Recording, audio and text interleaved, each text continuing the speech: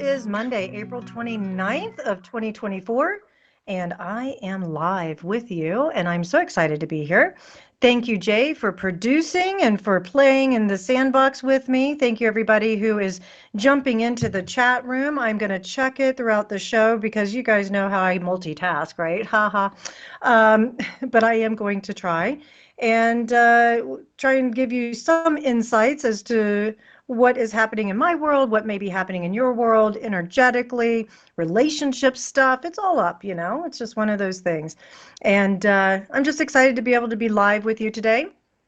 And a couple of things, as you know, I'm an advisor at One to Listen, as well as many of my other fellow cohorts are there ready for you, and we offer specials throughout the week. And if you haven't signed up for the promotional newsletter, then please do so. You can do that on the website. You can also sign up for Mark's Power Peak, where you can get some great insights from amazing writers and contributors there. Let's see, a few other announcements. I'm heading back east this weekend to visit my grandson and, of course, my son and daughter-in-law. So I'll be there for a week. It'll be nice. I'll still be available to you throughout the week. But I did promise them that I would try and visit every 6 months. So it's time, because my handsome Samson, as I like to call my grandson, he is 7 months old. He'll be, he just turned 7 months on the 25th of April. He's a September 25th baby, so my little sweet Libra. And I'm excited to see them. And some things, I like to talk about, give you a little insight as to what's happening in my world. And I'm going to tie this into the energy for the month of May. And I'm going to talk about that for this show in particular, hopefully to set you guys up with some pins on the map as you navigate this crazy turbulent waters that we've been in. I know that we're still feeling some of the effects of the new moon eclipse, and even that the lunar eclipse that happened back in March. There's still some after effects of that as well. That was the Libra eclipse. And then, of course, the Uranus and Jupiter. Hello. Uranus-Jupiter conjunction that occurred last weekend, or actually on the 21st. And so we're still feeling some of those effects. And we had a Scorpio full moon, which was pretty intense for a lot of people. I have to tell you that Scorpio full moon was really powerful. I'm going to share a couple of stories for myself. Love to hear your stories. If you want to post them in the chat room, or you have questions in the chat room that like I say, I'm going to check them. If you'd like me to give you a reading, please post in there as well. The comments are a little hard sometimes to come by just because they don't update. I don't know, Facebook does its weird thing. But anyways, and if this is your first time joining 1-2 Radio and you want to be in the chat room, then nudge Jay, wave to him, maybe wink and give him a sweet hug, and he'll let you in. And it'd be great to have you. So a couple of things in my world is I have been skiing. As I mentioned on some previous shows, I had ACL surgery back in June of last year, and I've been skiing, I think I have 76 days now. And my favorite resort that I go to is Mount Rose, and I'm just about 20 minutes from the base there. And it was our last weekend this weekend, but it was so great just to be in the sun and to have some spring skiing and hang out with friends. And we did a little tailgating in the parking lot afterwards, which was fun. And it's just good times to be with people. And for me in particular, because, I have this Capricorn rising that can make me very serious and stoic at times. And I push myself to work a lot and things like that. Since I've moved to Reno, I've actually found ways in which I play. And that's so, so important for rejuvenating and renewing and refilling my cup and being able to show up even more for you guys. So if for whatever reason you don't see me available on 1-2 Listen and you need me, you want to talk, whatever, please reach out. If I can, I will. And if I can't, I will at least respond and let you know what's going on. Very often, like I say, on the weekends, those are kind of sacred for me, just so that I can refill my cup and be available to you. And here's my full moon in Scorpio story, and I'd love to hear anything that you want to share, but I was very brave, I think. And one of the things that helped was I worked with a friend of mine who is a very powerful healer and intuitive as well. And she's one of my Nine Gates Mystery School people. And that morning on the 23rd, we had a session. We were doing an exchange.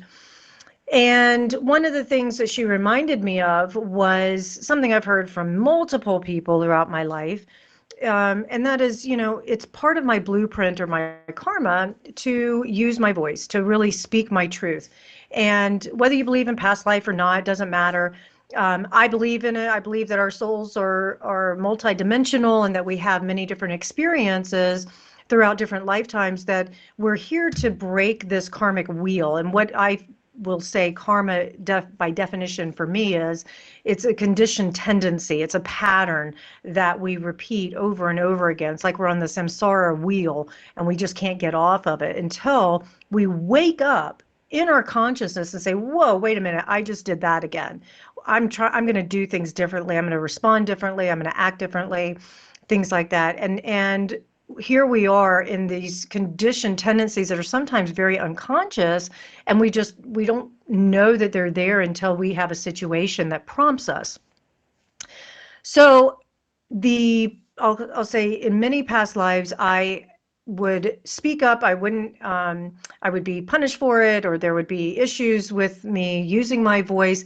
And so I would suppress it and not use it in a constructive way or whatnot. And so in this lifetime, I've had many practices. And part of it's interesting, I drew to me parents, especially my father, who was a military man, and he's very deeply religious, and, so be it to him. But I grew up in a home that we went to church every Sunday, and every time the doors were open and children were seen and not heard. And, I was punished on a regular basis for making too much noise or for whispering too loud or talking in church, and my parents believed in corporal punishment. So I was spanked or, reprimanded pretty heavily for those kinds of things. So, at a very young age, I mean, my parents believed that at the age of 1, I had some sort of consciousness to me. I did, but it was very innocent, if you will. And so, the corporal punishments began, if you will. And so I was conditioned at a young age not to use my voice, except when it was appropriate, which, okay, appropriate, yes. But at the same time, the message that was ingrained in me was I couldn't speak up. And it's hard, even as an adult. I'm going to be 50 this year. Jesus Christ. Anyways, it's hard even as an adult to consciously know that that's a pattern, that now as an adult, I don't have to suppress my voice.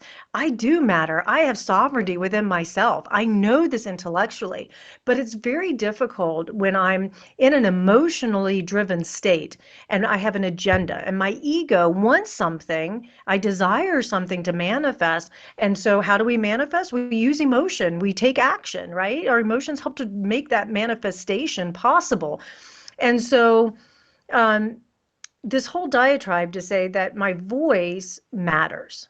And I had this beautiful session with my friend, and she reminded me of this blueprint, and we did some energy work around it and things like that. And so that next day, I didn't do it on the full moon. I gave it space. That's another karmic pattern of mine. I tend to move very fast, a lot faster than, most. And very often I'm 5 steps ahead of most things and people and thought processes. And so my practice over the last few years has been to slow down, to maybe give more spaciousness so that other things can drop in, so that deeper truth can show up, things like that. And so I gave it some space, gave it 24 hours. And the next morning, Wednesday morning, I reached out to my beloved and I shared with him what has been consternated inside of me for quite some time. It's been this like constant push-pull, the conflict, the feeling as if I was missing something, and that longing that was there. And I realized that it was because I wasn't using my voice, because I wasn't sharing with him what I ultimately wanted. But part of the timing of this, and this is where the spaciousness helped, was that when I did tell him what I was thinking and feeling about a particular subject that had been working me for so long, I wasn't attached to the outcome of his response. I sort of prepared myself for the worst and expected the best, right? Kind of thing. But it wasn't a clinging or this grabbing of an expectation to um, to whatever his response was going to be. I had the mindset of I am sharing this information with this person so that they can consent, number one. Number two, so that I can get it out of my energy field and say, there you go. And it felt very empowering and it felt appropriate. And the timing of it, and that's another thing, when we're giving information or we're having deeper conversations, timing's really important. And this is where the relationship dynamics are coming for us and what we've been working with over the last few weeks and months, maybe years, is that we are really trying to get into a place where we have to time our conversations and we're not having to finish or make a final decision on conversation or on whatever the subject matter is in one conversation. Sometimes we have to spread them out over time, right? And so we plant the seed at the right time and then we create space. And now I'm going to equate it like nature. You plant the seed and then you tend it, you cover it in soil and you water it and all of that, and then you just let it be. And then maybe every day you talk to it or whatever, you tend it a little bit, but then one day the shoot pops out of the soil, right? Well, that's kind of the way the conversations go. And so this idea that comes into play, it gets planted like a seed, and then you step back and you go, okay, when you're ready. And that's kind of what I said to him. I said, when you're ready, I'd like to have a deeper conversation about this particular subject matter. And his response was, well, I'm not ready right now. Great, no problem.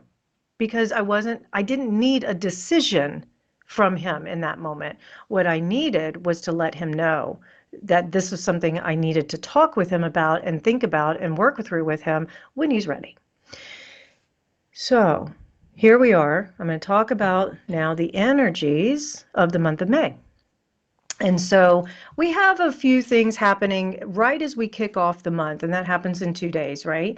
And we're working with the calendar here, the Roman calendar, but really we're right in the beginning throes, about halfway through the Taurus season, and we're going to be entering into Gemini at towards the 20th of the month. So the first couple weeks is all taurine energy, especially now that we have Venus in Taurus, which is our home sign, and Mars in Aries in its home sign, Mercury in Taurus. And so we're getting the sun in Taurus, of course. So we're getting these energies here with Taurus. And when you think about it, Taurus is ruled by Venus. So we like the comforts, we like art, we like beauty. We want to have comfort and stability in our lives, in our relationships. And one of the things that I can tell, it's a Taurus energy. I have been on a kick to make certain foods, and some of it, I guess, could be like comfort foods, but it's really like, I don't know how many of you are familiar with no-bake cookies, but I love them. I don't eat them just because I'm going to be 50 and they say you are what you eat. And let's just say they're full of sugar and all kinds of stuff that will eventually catch up with you. However, they're fun to make for others. And so I told you we were tailgating at Mount Rose after skiing. And so I made these cookies and everybody was like, oh my God, I haven't had these in so long, or they remind me of my childhood, or I ended up handing out the recipe to like 5 different people. It was so much fun, but it was more fun for me just to bake them and to give them away. I had Ziplocs with me. I was like, please take them home with you. I do not want them in my house because I know I will eat them, things like that. So that's a very taurine kind of thing. It's all about food and comforts and stuff. And I've been making, I've been on a kick for a chicken salad. So I've been making, like shredded chicken with grapes and celery and that sort of thing. And so that's been my latest craze. And yeah, I'll be curious to see what else shows up during Taurus season. One of the things I love so much about Taurus season is how beautiful the Taurus personality is too. So anybody who knows a Taurus, has friends or family, close loved ones with Taurine energy, works with them, you know how steady and reliable they are, how sensitive and gentle they can be. Yeah, I know Taurus gets that bad rap for being stubborn, but the thing about the stubbornness of Taurus that I appreciate is that it really does mean that they're not going to compromise their values. Remember, Venus is about values. What do you value? You want to know what somebody values? See where they spend their time, money, and energy, right? So that Taurus energy, and we all have it in our chart somewhere. For me, it's fifth house because I have a Capricorn rising, I use whole sign. You can look in your chart to see where the glyph looks like it's a circle with looks like a crescent moon on top. So it looks like a bull, the head of a bull. And so where you see that glyph in your chart, that's the house it's ruling. And so that's where some of the influence of this Taurus energy is going to make itself pretty dominant, if you will, for the next few weeks. Now, the thing that I will also say is that when it comes to the relationships with Taurus, when Taurus loves, when Taurus commits, it's 100%. There's no halfway to this. That helps to build trust. That helps to build stability. Think about dependability as a way of saying, I can create bigger commitments and bigger trust because I'm good to my word, because I won't compromise my values, because I will stand in the middle of this and not move. And there's something so stabilizing about that, and comforting. Yeah, that's another thing, comforting. Some of you may be eating comfort foods in the next few days, lots of chocolates, rich dark chocolates kind of thing, or these creamy, I can just see some of you with these creamy little fun candies and things like that. It's always fascinating to me what we start to crave as the seasons change as well, how they seem to bring something else in for us. So here we are, 1st of May, rabbit, rabbit. I will say it on Wednesday, but those of you who share that little phrase with me, they say that, rabbit, rabbit means you're bringing more abundance, fertility. There's a lightness to it. There's a sense of newness that comes in. So it's got this good luck, fortune kind of feeling to it when you say rabbit, rabbit.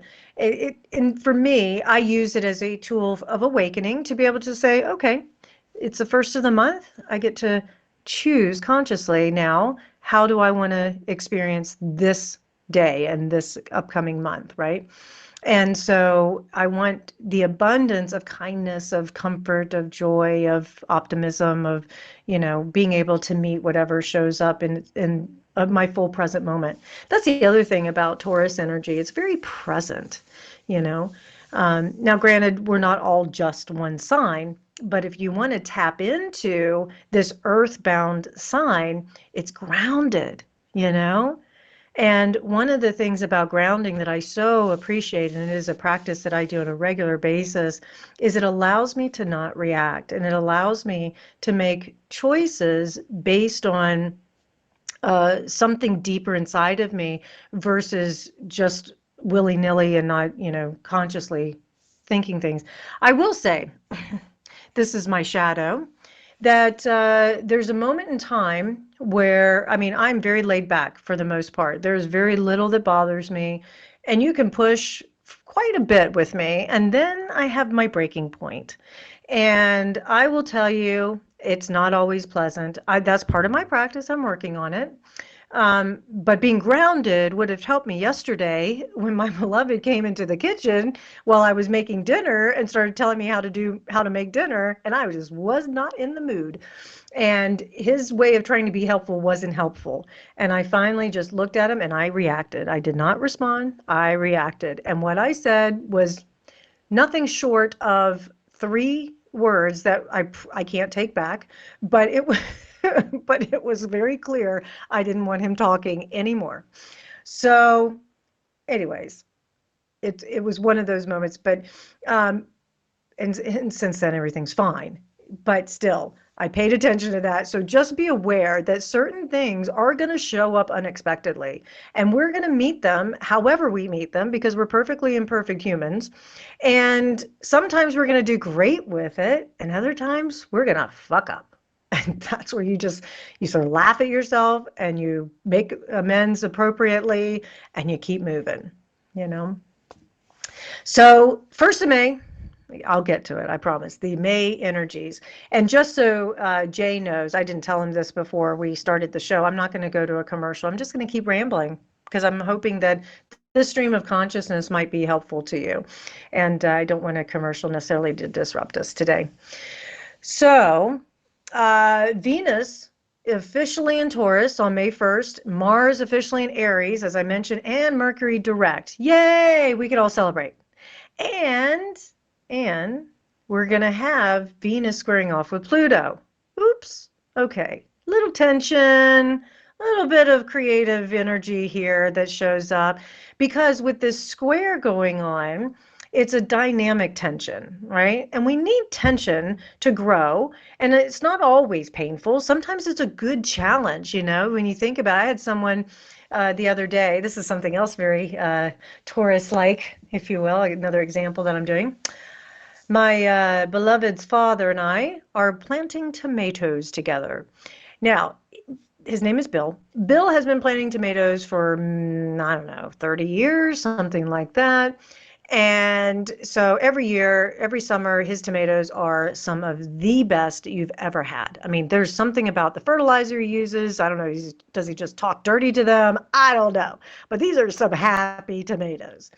So this year, he and I were talking about how I would love to learn how to grow. I was like, maybe I'll come over to your place and learn. He goes, well, we could put some on your balcony because I don't have a yard. And he goes, well, we can put some on your balcony. And I was like, really? How do we do that? So anyway, so he's very handy about that sort of thing. So he's building me some planter boxes. And I've got three tomato plants from Costco. And I love Costco. I don't know about you guys, but you know, you go in there. Yeah, I'm totally rambling.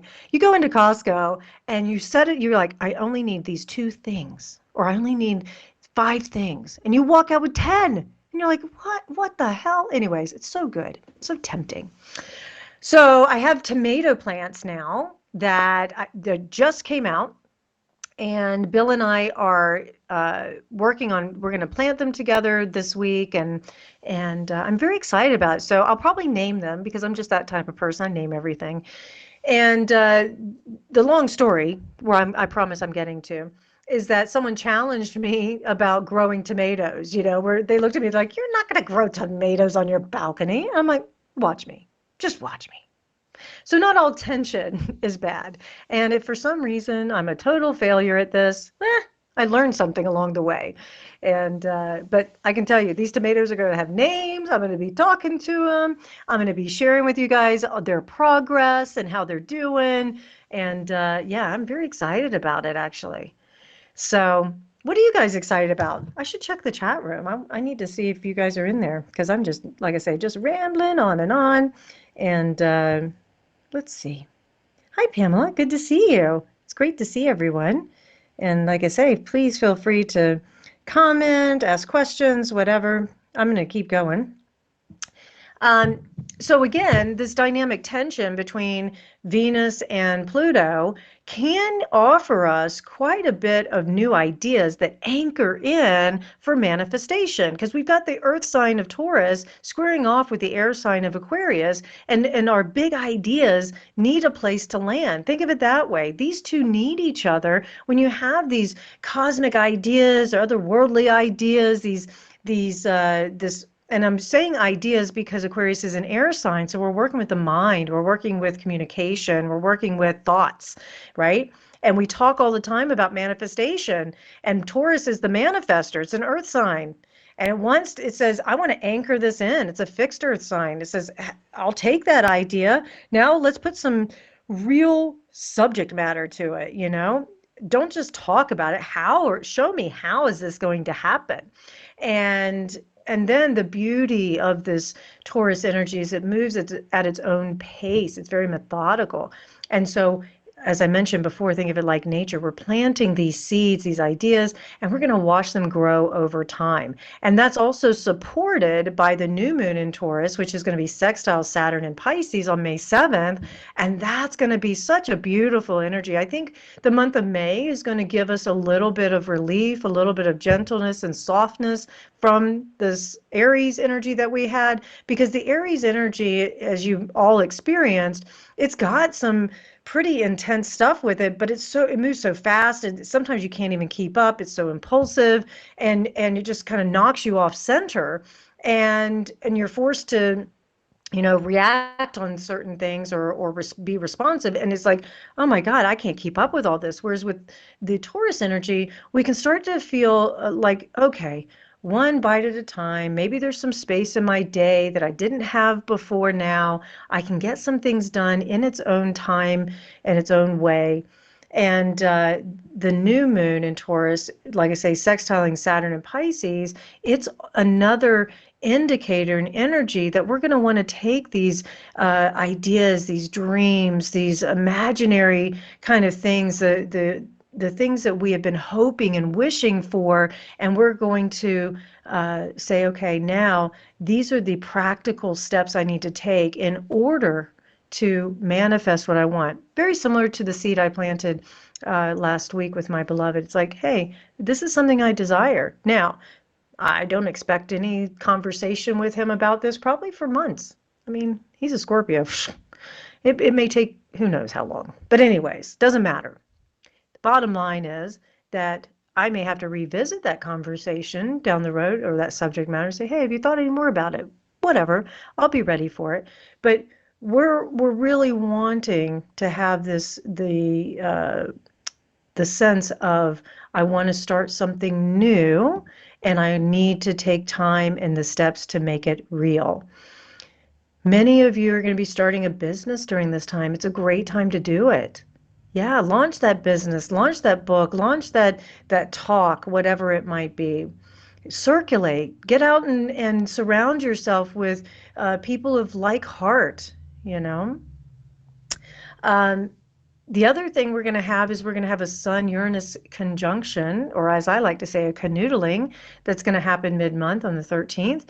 And what that often does is it's almost like the sun is kind of burning up Uranus for a moment, and there's this talk between the two of them where it feels almost like a little bit of a reset, where the sun goes, hey, I can suddenly bring out this particular physicalness in me, and I can have a moment where I get to reset things and kind of turn things around in a way that may be of more benefit than the way I was doing it before. I think we're going to have some more ahas, some bigger energy that drops in that allows us to gather.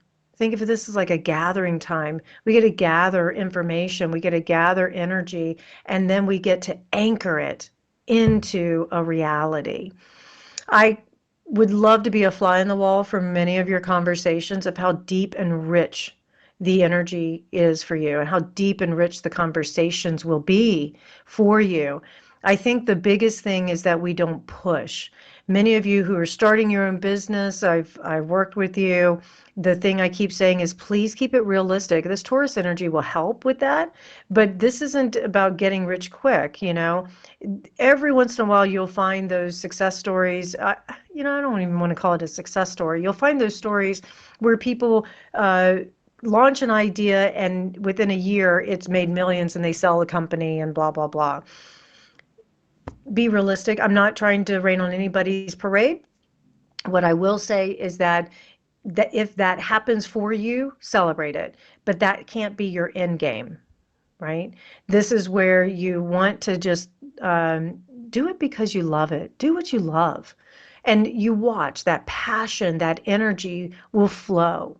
And people will naturally be drawn to that. They're going to want to be around you. The other thing about this time and energy, and this is something that a question I ask myself every morning, and you've heard me say this many times over, but how may I be of service? How may I serve? And that doesn't mean that you have to be a doormat and you have to, jump at every offering and every question and things like that. But to be of service is to be able to show up fully for whatever is being called from you in that moment. So that's something else that we're going to be working with. The other thing I will say is that the month of May gives us some adjustment time. There's time where we may have made decisions or had conversations or maybe planting seeds, and we need time to adjust to the aftermath. How many of you, God, I wish I could interact with you differently than chat, like like you were sitting in chairs or something or standing in a crowd, but anyways, you're not. Um, but how many of you have had the experience where you share something that feels vulnerable or raw or could be you could be rejected or whatever, and then after you've shared it, you feel raw, or you feel sheepish, or you feel like maybe you did something wrong because that person or entity or whatever didn't respond in a positive way, or maybe didn't respond at all, and you're like, fuck, what did I do? Maybe I was wrong. You start questioning yourself and all of that. And what I want to offer is to empower you with that sense of you spoke it for yourself. You shared, you acted for you because you matter. And that's another big theme because the Taurus energy struggles with self-esteem. And that doesn't mean all Tauruses do or whatever. I mean, I think everybody has it in their energy field at one point or another. But from the subjective and overall this is a generalized view, is that Taurus's self-esteem is wrapped in what they see reflected back to them in manifestation. Right? So it's like, I'm going to put this out there, and if I help you feel comfortable, if I make you feel safe, if I show up as reliable and steady, then you're going to like me. Then you're going to, respond positively to me. And if you don't, then there's something wrong with me.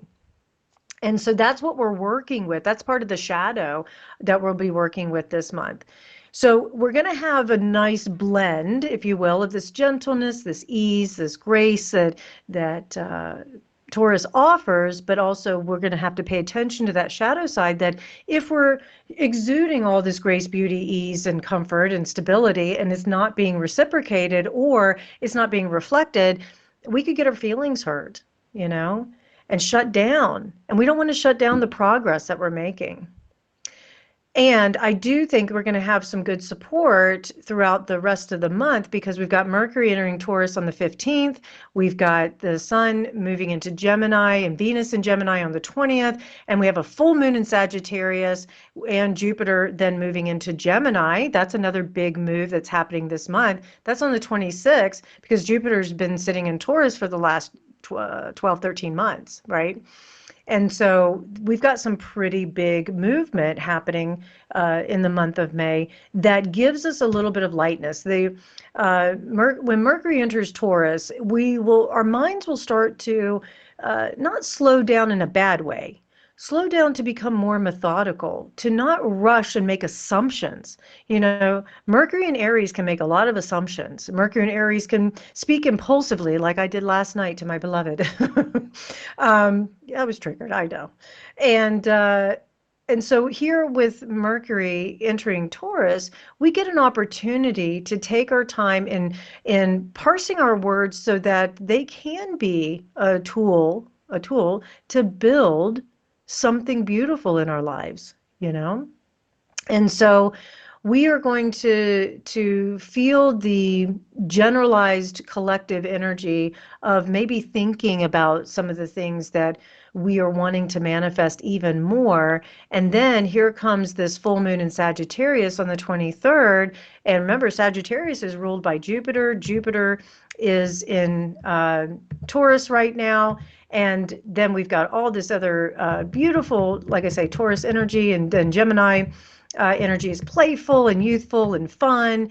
So we have all this wonderful support going on that says, you know what? Don't overthink something, because that's the thing. I mean, we can totally get ourselves wrapped around the axle trying to make sense of something that doesn't always make sense. So we're going to be asked, let it go and trust, fall into the arms of grace. Taurus energy also offers us to trust the process. And I think that's the thing I love too. And then, like I say, with this full moon in Sagittarius, we're going to have Jupiter sitting right next to Venus in Taurus. Both of them, when you've got a Venus and Taurus conjunction or canoodling, when they're loving on each other, these are benefic planets. These are the two that say, as I mentioned, Venus loves beauty, harmony, art, inspiration, give and receiving of love, relationships, and Jupiter just expands it. It's optimistic, loves adventure. It wants to broaden our minds, broaden our experiences. It wants to make everything bigger, right? So here, full moon, what is that? It's releasing, and it's a Gemini and Sagittarius full moon. So we're releasing information, and we're speaking truth, and we're saying, okay, here's somebody coming back to me to revisit this conversation that we need to have. Now they're in a different place. They're ready to talk. They're ready to expand their mind. They're a lot more open to it, and maybe we have the resources now to be able to navigate that deeper conversation or to make that decision to buy a home together or to get married or whatever it might be. I can really see a lot of us enjoying that in time where like I say, some bigger truths show up. As they say, the truth will make you free because it's not sitting inside of us anymore. Just like when I was brave and I spoke to what I needed, I could feel something inside of me just unbind. And it was such a beautiful thing. Another thing that we'll be looking for in the month of May is I can see a lot of us really loving on Mother Nature, letting nature speak to us, getting outside more, anchoring into the Mother Earth energy, hugging a few trees. Just don't hug the cactus, as I like to say when we go to mystery school, because we're usually in the desert. So it's like, okay, don't hug a cactus, but, do enjoy communicating with it. If you hug it, that's on you. But anyways, we're going to find ourselves in that place where we're really going to feel a lot more grounded and present and alive and connected to ourselves when we're out in nature. And it's not just trees, it could be water, it could be the air, it could be, rocks, whatever. Whatever, just brings you into a place of stillness for a while, a place of feeling really connected to that joy inside of you. One of the other things that has been triggered for me with this Taurus energy is I have 3 different song projects that I'm working on, and 2 of my friends, ski buddies, play guitar, and one of them is a Taurus. We just celebrated his 60th birthday last week, and so the 3 of us were part of a group yesterday. We're sitting around talking about how we want to have a jam songwriters session. So I'm really looking forward to that. I think we're going to get that coordinated soon. I just have to finish the songs, at least one of them, and so that'll be fun. But I think that's the other thing. We're music, because Venus rules art and beauty, right? And so music is part of that beautiful thing that can open the heart. It can soothe us.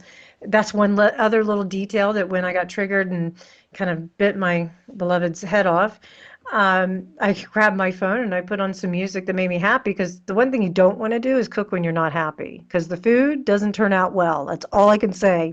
Many, many experiences, I can tell you, the food never turns out very well if you cook when you're upset. So anyway, so I put my music on to soothe me, because that's something that I connect with. And I think we're going to find quite a bit of new music releases in our collective. I'm not a Taylor Swift fan. I'm sorry for anybody who gets offended. I know Taylor Swift just released another album, but it's like, please, enough Swiftie talk. I want some other new music. Also, I have found myself going back into some of my childhood music and enjoying some of those songs that I haven't heard in 30 years, 40 years, So that was kind of fun. And so again, we're looking for things that bring us comfort, right? And so we're also going to find that over the next few days and weeks, that when we're connecting with people that we care about, that our conversations are going to be super important and how we show up to those conversations, that excuse me, that we're not scattered and that we're able to be really present. Because by the time the Gemini energy arrives towards the end of the month, and then Jupiter moving into Gemini for the next 12 months, we're going to be feeling all that Gemini energy is flitting and floating, and present moment is not a Gemini trait. And I'm not criticizing Gemini, because what Gemini energy does is it keeps us light. It keeps us informed. It wants to connect. It's like, going, I think of the dragonfly also, it flits and it floats off the water, and we're just like all over the place. And so, our intellect kicks in, right? And we're going to have a Jupiter trining Pluto when Jupiter moves into Gemini, because Pluto will be retrograding, and it's only in the very early degrees, 2 degrees of Pluto right now, or excuse me, of Aquarius.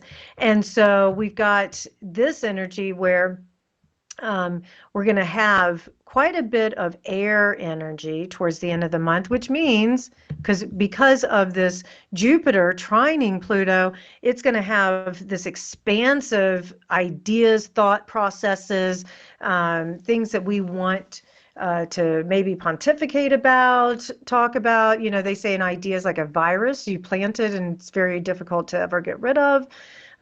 Things like that. And I think there's going to be a lot of good communication that shows up towards the end of the month. So beginning of the month, we still have Mercury in Aries. So we're still kind of, in this intense, like impulsive speaking, sharp tongue, sharp minds, especially coming off a Mercury direct or Mercury retrograde, excuse me, is that start certain things that may have occurred during the retrograde. Now it's like, oh, wait a minute. It wasn't what I thought it was. Now I have to revisit it. Now I need to maybe say or do some things differently. Some things have come to light that I wasn't aware of at that time. So now I get to meet it. I can absorb it in a quick way. And then, just like that beautiful earth energy of Taurus, once Mercury moves into Taurus, we can then digest it. When you think about it, I mean, Taurus rules the throat in the human body of astrology.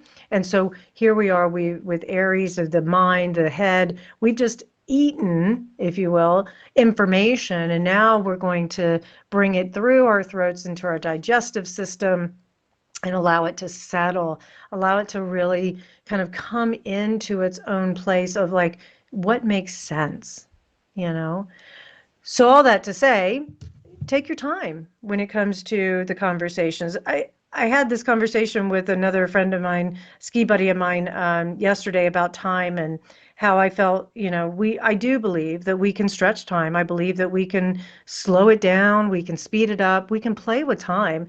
I think of it, the older I get, the faster time seems to move. That's if I allow it to. So there's this spot right at the top of the mountain at one place where it overlooks Lake Tahoe. And if you haven't been to Lake Tahoe, well, you're missing out. But those of you who know, it is probably, to me, it is the most beautiful lake in the world. And I've been to some pretty beautiful places, but it is home. It is so amazing. And so at this particular spot, it is actually called Lake View, you can see a pretty big view of Lake Tahoe. And so I'd gotten off the lift, and I'm with my ski friends, and I'm just standing there. And she looks at me and she's like, "Hey, are you okay?" And I said, "Yeah, I'm just taking in the moment, because I don't ever want to take this for granted." And so she stood there with me. Seemed like a minute or more went by. It was probably only 30 seconds. Who knows? I didn't count the time. But we stood there for a minute, just taking it in, and the beauty that is there. And I just said to her, I said, "This is how you slow time down. Appreciation. Moving in a conscious way, moving through the day, through life in a very meticulous and conscious way." That's going to be the gift of Taurus energy as well, is that we're really going to be making decisions and taking actions that are more conscious. The other thing I'll offer for the month of May is we're looking at building our coffers. We're looking at adding more financial stability to our lives. And this is a good month to have those conversations with, your bosses about a pay raise, or like I say, launching a business and circulating with clients and building that your brand. And it's also a great time to talk about loans if that's something you want, or investments. Whatever it may be, that helps you anchor in more of your financial stability. Some solutions. I know we have tax day always in the Aries energy. So now we may be looking at how do we rebuild? Maybe we had to pay a lot of taxes. Maybe we got tax refunds and we wanted to buy something, but Mercury's retrograde, so we didn't buy it then. Now's a good time to buy something that you've been waiting for. Things like that. So these are just some pins on the map to pay attention to throughout the month of May.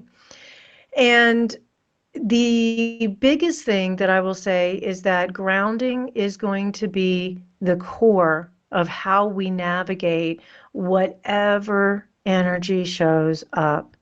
And I think about how when I do travel, which, I will be at Mystery School again at the end of the month.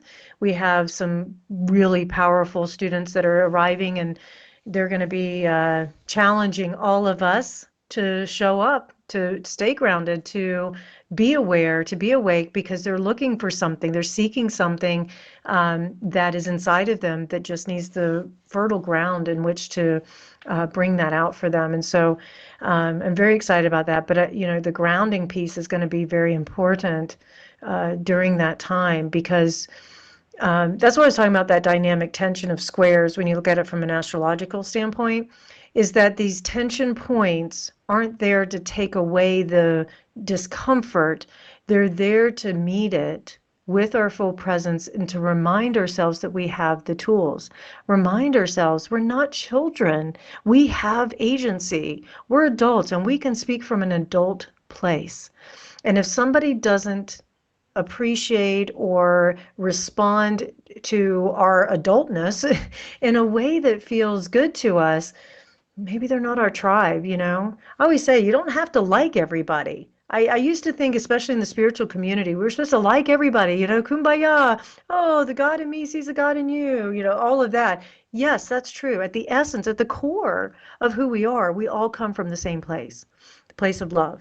However, in this personality, in this 3D reality, we have different personalities and not all personalities gel. So you don't have to like the personality. You just have to be kind to the essence of who that person is. Because at that essence, at that core, they are you and you are them. Yeah. I am you and you are me. There is no separation. But in this human experience, there is separation. And so the common denominator is kindness. The common denominator is acceptance. So those are some good reminders. And I say this for myself. One of the things about radio, and I stepped away for a while, and I was a little hesitant to come back because I don't want to just be a talking head. I don't want to. Sometimes I go, I don't know what I can offer you that would be of benefit, and so I didn't want to pretend, if you will. And I also needed time to cocoon myself and to reset myself. I had Pluto crossing my ascendant, and I know that's not an excuse because planets don't make us do anything. But the outer circumstances in my life required me to withdraw, required me to take a step back and create some spaciousness in my life because I filled it with so much stuff that was just distracting me from getting to know who I really am. And I'm still getting to know because there's always that great mystery that lives inside of all of us. Do we ever know ourselves fully? No. And I think that's also a good reminder for relationship dynamics as we move forward. Very often I get triggered inside of me when someone says, well, I know you. I know you. You do this. I'm like, woo, I barely know me. You sure as hell don't know me. And this is the reminder. Woe be to me to think I know you, right? I don't know you. I know pieces of you. I know what you're willing to show me, but I can't say I know you. And so taking that moment to step back and to meet even someone who's so familiar, my kids, my beloved, my parents, my grandson, I don't know them. I know pieces of them. I have a long history with some of them. But if I can meet them, as I like to call it, with temporary amnesia, if I can meet them as if I'm meeting them for the first time, what do you think might happen to my energy? What do you think might happen to my conversations? I might be more open, more curious, gentler, softer. It's kind of a nice practice. And even as I say this out loud, I'm reminded I have not been doing that practice the last few days, and I can tell a difference. It's part of why I got triggered last night.